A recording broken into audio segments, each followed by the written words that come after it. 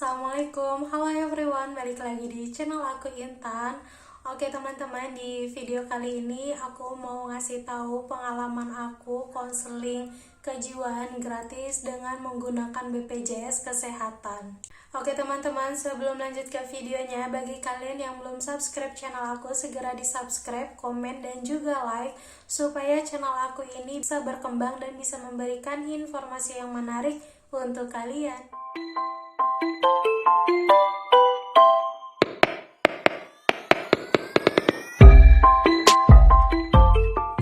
Oke teman-teman, jadi di sini aku mau cerita babak pertama soal kesehatan mental aku. Sejak awal tahun ternyata tubuh aku memberikan respon terhadap suatu kejadian. Aku kemungkinan mengalami psikosomatik yang ternyata jika dibiarkan tentu mengganggu aktivitas. Tentu hal tersebut didapatkan ketika aku bercerita dengan salah satu teman aku. Dia juga menyebutkan bahwa dirinya juga pernah mengalaminya.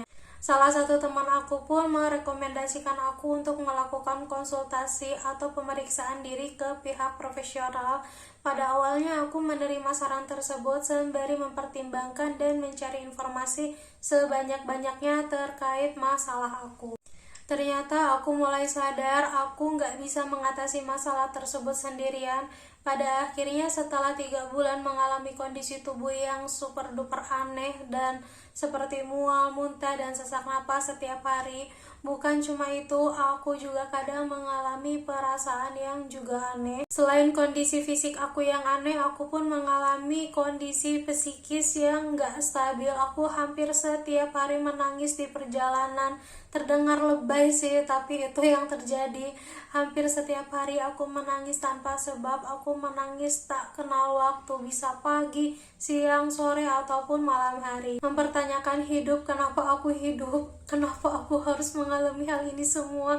Kenapa harus aku? Pertanyaan-pertanyaan ini sebenarnya bisa terjadi di indikasi kalau aku sedang tidak dalam kondisi yang baik-baik aja. Melihat kondisi aku yang gak kunjung menentu kejelasan, aku pun mencari pertolongan lewat poli jiwa dengan BPJS Kesehatan.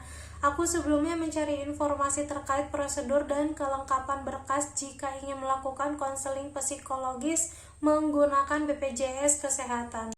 Jadi di sini aku mau ngasih tahu cara mengakses fasilitas kesehatan jiwa dan BPJS Kesehatan itu, yaitu setelah mencari tahu informasi terkait poli jiwa dengan BPJS Kesehatan, langkah selanjutnya yaitu menghubungi pihak terkait. Dalam hal ini aku pun mengontak Vaskes di puskesmas karena memang fasilitas kesehatan aku ada di puskesmas. Semisal kalau misalnya kamu ingin menggunakan BPJS Kesehatan untuk tes kesehatan jiwa, jadi kamu bisa meminta rujukan ke dokter di Vaskes kamu untuk dirujuk ke poli jiwa terdekat. Setelah menghubungi Vaskes yang juga ada di dalam layanan poli jiwa, jadi aku melakukan janji dengan psikolog.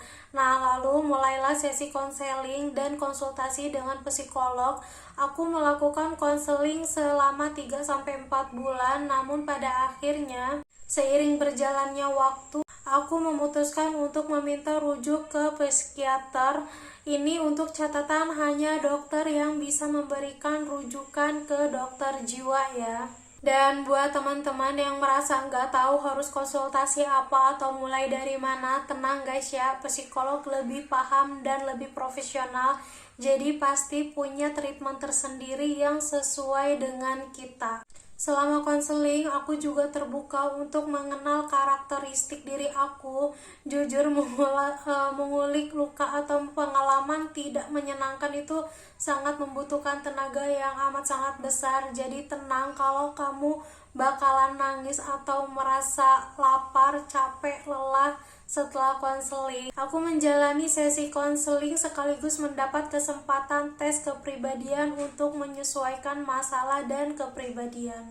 Dan ternyata hidup selama 27 tahun aku masih belum mengetahui karakteristik diri aku. Makasih sekali kepada psikolog aku yang mampu membantu aku untuk berdamai dengan masalah dan kecemasan aku ini.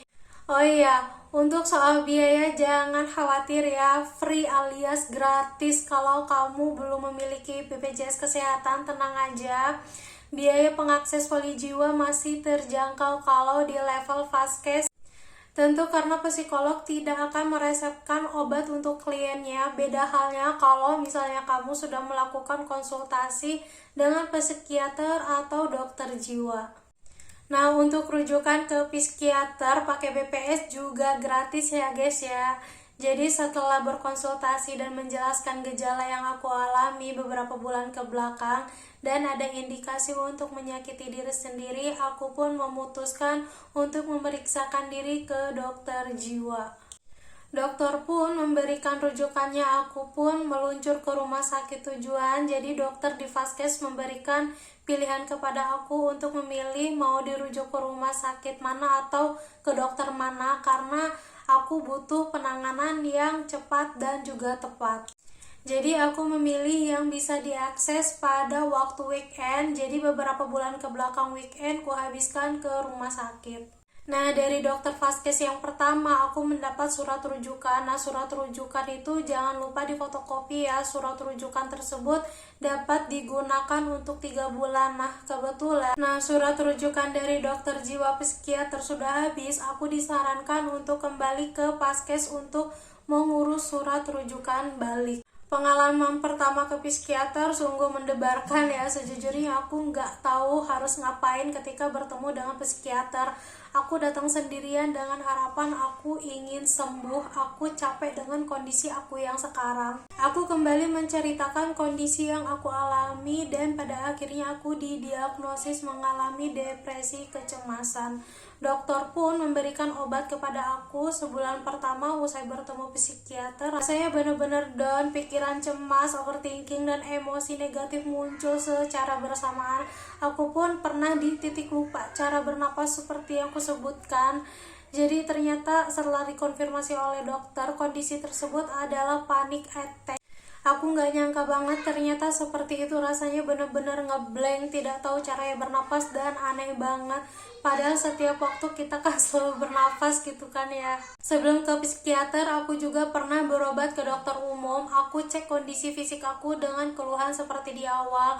Kondisi fisik aku baik-baik aja, alhamdulillah. Lambung aku juga aman. Ternyata memang penyintas gangguan jiwa mengalami kondisi seolah sakit, padahal fisiknya tuh kalau dicek emang sehat gitu guys. Nah, untuk soal biaya pengobatan ke psikiater sejauh ini masih ditanggung BPJS Kesehatan kalau menggunakan rujukan ya guys ya.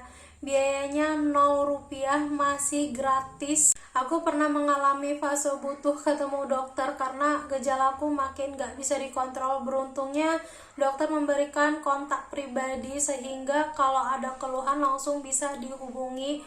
Berobat ke polijiwa memang ditanggung BPJS Kesehatan, hanya aja ada syarat dan ketentuannya. Kontrol hanya dibiayai atau ditanggung sekali dalam sebulan. Jadi kalau misalnya sedang butuh kontrol dalam kurun waktu kurang dari sebulan, kamu mau nggak mau harus mengeluarkan biaya sendiri. Aku pernah memiliki pengalaman kontrol dengan biaya sendiri, ternyata dompetku menjerit banget guys. Jadi nggak murah ya, sakit mental yang nggak kelihatan gini justru pengobatannya nggak murah. Akan tetapi nggak apa-apa, aku menikmati proses demi kesehatan mental aku. Aku adalah manusia yang spesial dengan karakteristik tersendiri. Aku tahu kelemahan dan kekurangan aku. Sekarang aku belajar berdamai dengan kondisi aku yang unik ini. Dari fase menangis tiap hari, pelan-pelan aku bisa tersenyum lagi. Oke teman-teman, mungkin segitu aja pengalaman aku tentang konseling kejiwaan gratis dengan menggunakan BPJS Kesehatan. Semoga video aku ini bermanfaat untuk kalian. Assalamualaikum.